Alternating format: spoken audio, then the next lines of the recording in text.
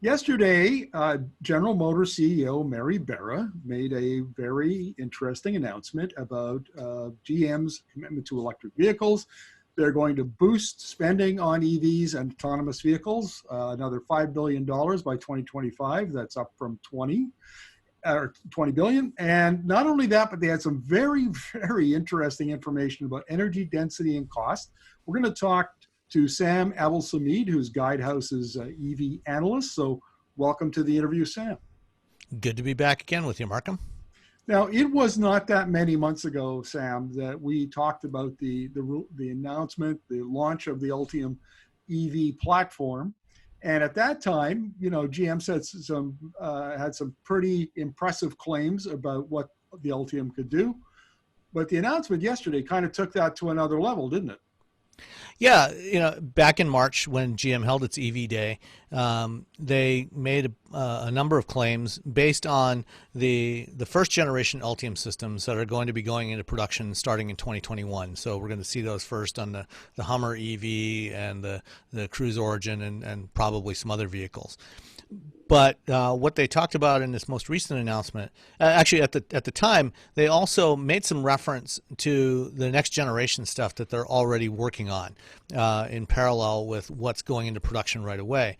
And that's what the focus was on of this most recent announcement, was their next generation versions of the batteries, which they expect to be in production by 2025, and that goes along with their expanded investment announcement, increasing the number of EVs from 20 to 30 globally, with 20 of those being, at least 20 being for North America.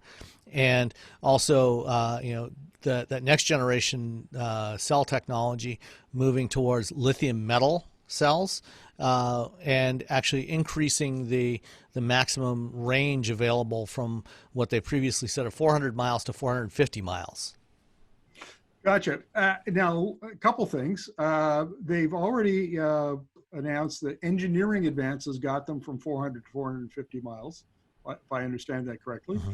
But the second generation doubles energy density at half of the cost. So if now we're talking about 900 miles, that's farther than you can go on in a tank of gas in a regular. Yeah, I don't think that we'll be seeing 900-mile EVs in 2025 or any time in the foreseeable future.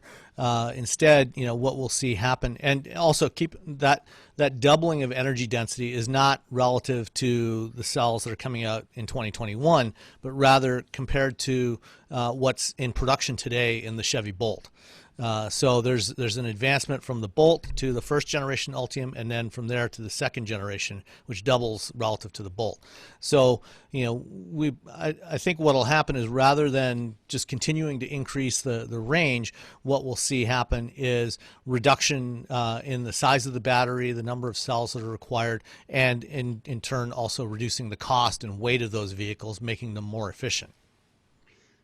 One of the consequences, it seems to me, is that North Americans love their pickups and their SUVs, and that's environmentalists bemoan that fact all the time because they're not fuel efficient. But it seems to me now that the batteries that GM is talking about will have enough energy density and low enough cost that it becomes much more cost effective to produce electric SUVs. Am I correct in that assumption?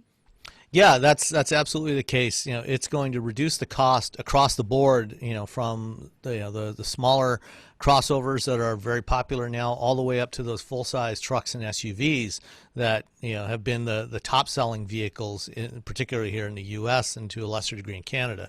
It will essentially make EVs, regardless of the form factor, pretty much cost competitive from a purchase standpoint to internal combustion vehicles. Well, let's talk about liquid metal for a minute, because back in 2016, 2017, I interviewed any number of battery scientists like Professor Mike Toney at Stanford. I mean, these are leading folks working in the lab on the next generation of battery chemistry. And they were telling me at that time that they thought that lithium ion would be around till 2030, and after that we'd see some of these new chemistries coming on stream, and it looks like that cycle has been accelerated quite considerably. Yeah, if you actually go back to the origins of lithium-ion batteries back in the late 1970s and the 1980s, the original lithium batteries were in fact lithium metal batteries. That's what they started with. The problem is, lithium in its raw form is very volatile. The slightest bit of moisture can cause it to ignite, and so it was too difficult to handle safely, and so that's why they went to the kinds of chemistries we have today, where we're mixing lithium with various other elements.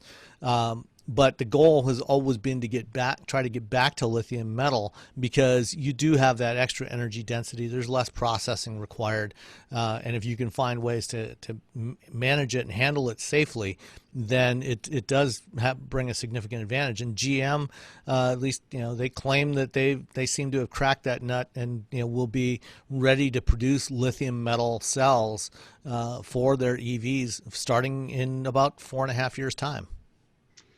Final question, Sam. There's been a lot of talk about Joe Biden's clean energy revolution plan.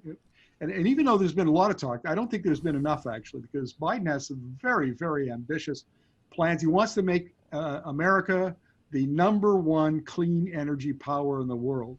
And that's very, very ambitious. Are we starting to see announcements from American-based companies like GM, positioning themselves to take advantage of the funding that Biden has promised to spend on clean energy? I would say that that's certainly one piece of the puzzle. I mean, that's never, given the amounts that need to be invested by a manufacturer to support this kind of expansion of EV production, that it would be hard to justify it based on that alone. But the combination of all these factors, having government support for this direction of moving to electrification, as well as the technical advances that they've made that actually make it practical to do that, I think all of these things put together are what are causing GM and other manufacturers to start to accelerate their EV programs. Sam, thank you for your insights as always, and we'll look forward to chatting with you again in the near future. Always good to talk to you, Markham.